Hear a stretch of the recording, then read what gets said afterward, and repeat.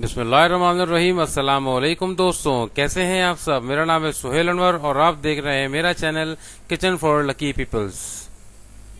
तो मेरे अजीज दोस्तों, आज मैं आपके लिए आलू के कबाब की बहुत ही बेहतरीन और निहायत ही मुनफरद किस्म की रेसिपी लेके आया हूं, जो आज से पहले आपने कभी ट्राई नहीं किया होगा। तो आइए सीखते हैं किस तरह बनते हैं ये आलू के बेहतरीन कबाब मेरे अंदाज में।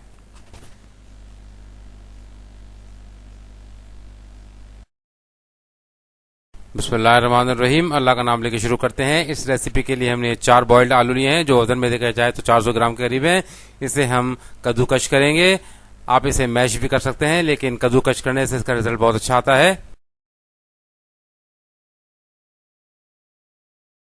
अल्हम्दुलिल्लाह तमाम आलू मैश हो चुके हैं। अब हम इसमें 3 बॉइल्ड एग इसी तरह कद्दूकश करेंगे। अंडे की जर्दी इस आलू के कबाब में बहुत बेहतरीन किस्म का जायका लेके आती है, इसलिए आप अंडे को जर्दी समेत कद्दूकश करेंगे। 4 मीडियम आलू और 3 अंडे, ये रेशो आपने याद रखना है। आप इस तरह बनाएंगे तो इंशाल्लाह आपके कबाब भी बहुत ही बेहतरीन किस्म के बनेंगे। अब हम इस आमेजे में एक ऑमलेट स्टाइल में चॉप की हुई प्याज डालेंगे और उसके बाद 2 टेबल स्पून के करीब हरा धनिया इसमें चॉप करके डालेंगे हम। फिर हम इस आमेजे में 3 से 4 छोटी वाली हरी मिर्ची चॉप करके डालेंगे, जिससे इसका जायका और बेहतरीन हो जाता है। बारी आती है मसालों की, तो सबसे पहले हम इसमें हाफ टी स्पून के करीब लाल मिर्च पाउडर डालेंगे। फिर हम क्वार्टर टी स्पून के करीब हल्दी शामिल करेंगे।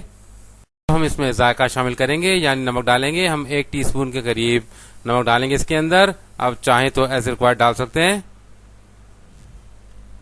अब हम इसमें डालेंगे बेहतरीन खुशबू के लिए 1 टीस्पून के करीब जीरा, जिसे हम हाथ से हल्का सा मसल कर डालेंगे ताकि गजरा सा हो जाए। अब हम इसमें शामिल करेंगे।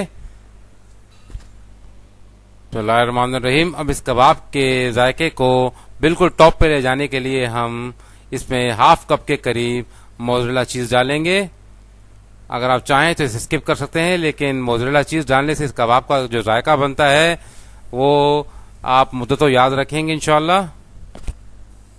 तमाम अज्जा डालने के बाद हम इसे हाथों की मदद से हल्का सा मैश करेंगे। अब इस आमेजे का मॉइस्चर खत्म करने के लिए और बनने के बाद ये टूटे नहीं, उसके लिए हम हाफ कप के करीब मैदा इसमें शामिल करेंगे। मैदा डालने से इसमें थोड़ा सा क्रिस्पीपन भी आएगा और ये बनते वक्त टूटेंगे नहीं, क्योंकि हम इसे बगैर अंडे के तलेंगे।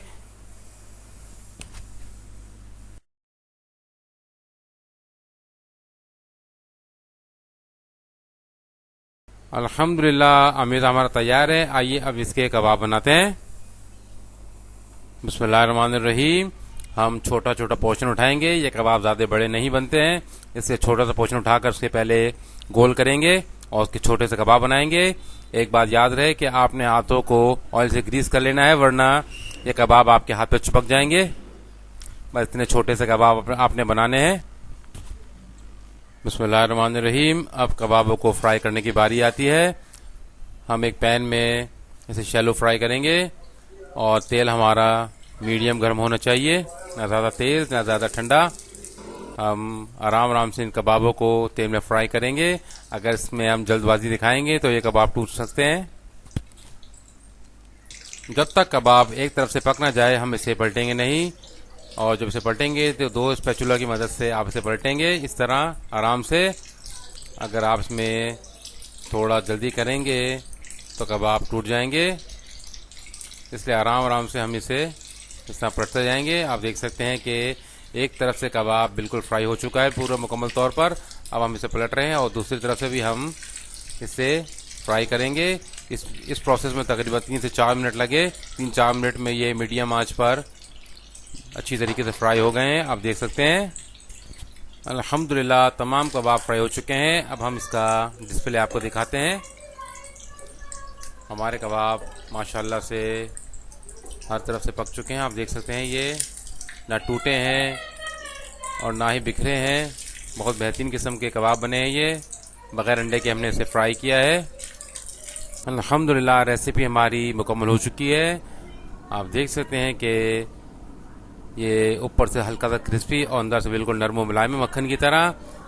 انڈا بھی آپ کو اندر نظر آ رہا ہوگا جو ہم نے بوائلڈ ایگ اس کے اندر ڈالا تھا.